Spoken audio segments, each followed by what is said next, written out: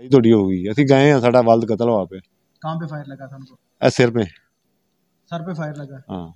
फिर उसके बाद जब आपने तनवीर को कत्ल किया है, कहाँ पे किया था? वही पिंड गाँव से किया। क्या कर रहा था वो बंदा?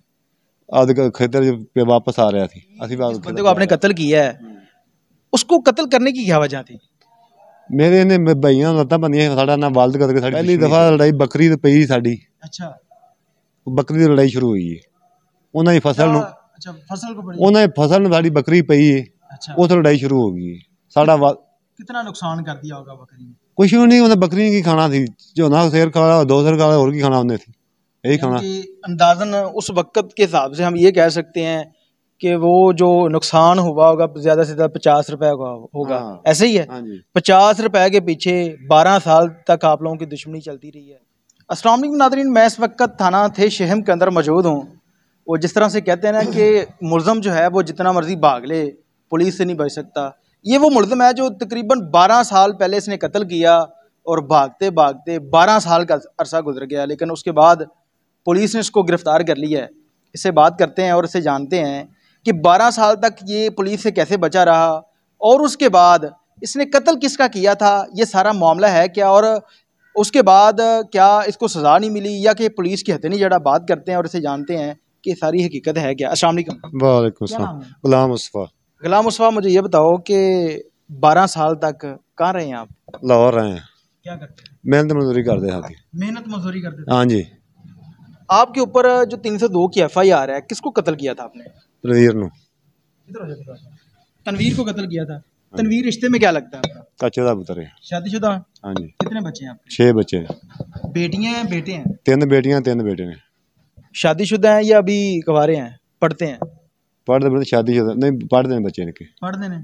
मैंने दसो कि अज पुलिस दे हत्थे तुसी चढ़ गए 12 साल बाद, हत्थ कड़ियां लगियां, जेल जाओ, बच्चों का कौन ख्याल रखेगा?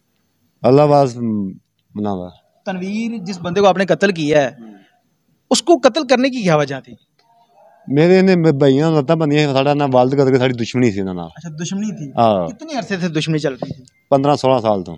15-16 साल से। हाँ। आप लोगों के वालिद को कत्ल कर दिया गया, भाइयों की टांगें तोड़ी, तो ज़ाहिर सी बात है आप लोगों ने भी उनको मारा या इस तरह के लड़ाई झगड़े पहले से चल रहे थे? किस बात पे पहली दफ़ा लड़ाई झगड़ा हुआ? पहली दफा लड़ाई बकरी ते पई साडी। अच्छा। बकरी दी लड़ाई शुरू हुई है उन्हां दी फसल नूं। अच्छा, फसल को बड़ी। उन्हां दी फसल नूं साडी बकरी पई है। अच्छा। उस लड़ाई शुरू हो गई है साडा। कितना नुकसान कर दिया होगा बकरी ने? कुछ भी नहीं उन्हें बकरी ने की खाना थी झोना शेर खा ला 2 शेर खा ला और की खाना उन्हें थी यही खाना।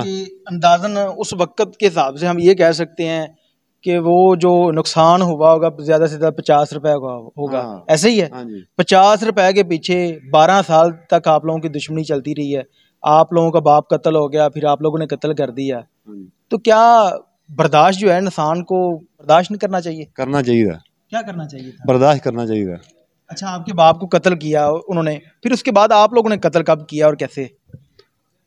साडा बाप जो कत्ल हुआ उस बाद भाइयों ने लत्तां तोड़ियां तलवीर ने। कितना अरसा बाद आप लोगों ने उनका बंदा कत्ल किया? 3 साल बाद 3 साल बाद होगा किता। 3 साल बाद। जब वो आप लोगों के घर के दरवाजे से बंदा गुजरा है, वो 3 साल बाद गुजरा था या उससे पहले ही लड़ाई झगड़े आप लोगों की जो है ना वो आपस में हो रहे थे? पहले ही हुआ सी कोई। जिस बंदे ने आपके बाप को कत्ल किया है वो बंदा अब कहाँ है? वो घर है हुण अंदर है वो जेल जिथे उदों। अभी कह रहे हैं अंदर है, कभी कह रहे हैं बाहर है। हुण तां आ गया ना इत्थे घर, वो तो अंदर थी। हाँ, वो तो अंदर थी। कितना अरसा वो बंदा जेल रहा है? 2 साल बस। हाँ जी। सुलह आप लोगों ने की थी या वैसे? नहीं, सुलह नहीं की थी, केस उन्हां बरी हो गया 2 साल बाद। कितने बंदे नामजद थे उस पर्चे में? 5। 5 ही रिहा हो गए? हाँ, 3 थाने छुट गए थे। अच्छा। 2 बंदे चलान होए थे। जब आप लोगों के वालिद को उन्होंने कत्ल किया है, कहाँ पे कत्ल किया था? पिंड। क्या कर रहे थे आपके वालिद? जिमींदारा सी करदे सी। यानी कि लड़ाई झगड़ा उन्होंने आते साथ फायरिंग कर दी, क्या बातचीत क्या हुई थी? आप तब कहाँ थे? उसते असीं 2 आए पैसा फोन गया लड़ाई थोड़ी हो गई, असीं गए हैं साडा वालद कत्ल हुआ पे।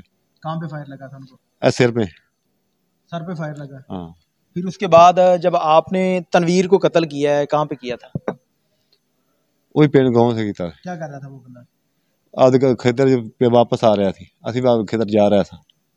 मुझे ये बताओ कि बहुत सारे लोग जो है ना वेपन वगैरह का शौक रखते हैं, जिस तरह से चलाने का शौक रखते हैं या अपने पास रखने का शौक रखते हैं। आप लोगों की 12 साल तक दुश्मनी थी, आप पुलिस की नज़रों से बचे रहे, तब आपकी क्या सोच होती थी जब 12 साल आप काम कर रहे थे? जब आप सुबह उठते थे क्या सोचते थे, रात को सोते थे क्या सोचते थे? सोचदा कि अल्लाह इस बुरे काम करी, मजदूरी करी, मजदूरी करके घर आई था। लाहौर में? हाँ जी। उसके बाद कभी घर वापस नहीं आए? नहीं। बच्चों से कितनी देर बाद मुलाकात हुई है? बच्चों बहुत साल बाद हुई। तकरीबन को 2-4 साल बाद। हाँ। कभी सोच आई थी कि मैं अगर ये काम ना करता हाँ, सोच आई तो मैं आज अपने बच्चों के पास होता? हाँ जी, सोच आई। क्या कहना चाहेंगे आपने जो काम किया? मैं ये कहा ना कर दे अज बच्चा को रहंदा होर की हुण जिंदगी सुकून की गुजर जिंदगी सुकून दी गुजरदी, बस साडी सुकून गलती ने जिंदगी तबाह कर दी, पूरा खानदान तबाह कर दिया। हाँ जी। जी नाज़रीन, ये वो मुलज़म है जिसने कत्ल करने के बाद फरार हो जाता है और 12 साल तक ये पुलिस की नज़र से बचा रहा। कोई भी बंदा गलत काम करता है, अगर उसके ऊपर कोई FIR हो जाती है, वो पुलिस की नज़रों से बच जाए या वो भाग जाए, लेकिन दिन रात उसका सुकून में नहीं गुजरता। उसको ये डर रहता है कि आज पकड़ा जाऊंगा, अभी पकड़ा जाऊंगा, कल पकड़ा जाऊंगा, जितनी मर्जी वो सेफ जगह पे हो, लेकिन उसके दिमाग में एक डर ज़रूर रहता है कि मैं कभी ना कभी या कहीं ना कहीं पकड़ा ना जाऊं। तो ये 12 साल बाद पुलिस के हत्थे चढ़ गया। दुश्मनी जो है पूरे ख़ानदान को, एक छोटी सी दुश्मनी पूरे ख़ानदान को तबाह कर देती है और लोगों के अंदर बर्दाश्त नाम की चीज़ नहीं है। छोटी सी गलती पे किसी का नाहक कत्ल कर देते हैं। अगर हमारे मुल्क के अंदर कोई ऐसा कानून हो कि कत्ल करने वाले बंदे को पहले से ये सोच हो और उसको पता हो कि अगर मैं कत्ल कर रहा हूँ तो चंद ही माह के बाद या साल बाद मैं भी फांसी के फंदे पे होऊंगा, तो कभी भी कोई बंदा गलत काम नहीं करेगा और लोगों के अंदर बर्दाश्त ऐसी पैदा होगी जो कि अभी कोई भी बंदा किसी की गाली बर्दाश्त नहीं करता। लेकिन जेल के अंदर जो इनको गालियाँ दी जाती हैं, जो इनके साथ रवैया किया जाता है, तब इनकी सोच होती है कि काश वो गाली बर्दाश्त कर ली होती, आज हमारे ऊपर ये दिन ना होते। तो हमारा मुल्क सलाम के नाम पे बना था। हमारे मुल्क के अंदर एक ऐसे कानून की ज़रूरत है जिसमें हर गरीब को इंसाफ मिल सके और अदालतों के अंदर उसको धक्के ना खाने पड़े। इसके साथ ही अपने मेज़बान उमैर अली को इजाज़त दी।